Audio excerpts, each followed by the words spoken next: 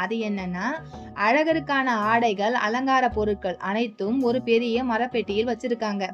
இந்த பெட்டிக்குள் சிவப்பு, வெள்ளை, பச்சை, மஞ்சள், ஊதா என பல வண்ணங்களிலும் பட்டுப்புடவைகள் இருக்கிறது.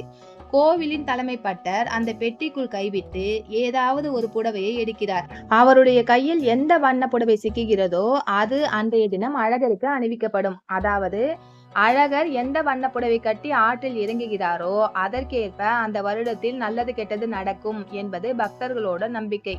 பச்சை பட்டு கட்டி வந்தால் நாடு செழிப்பாக இருக்கும்.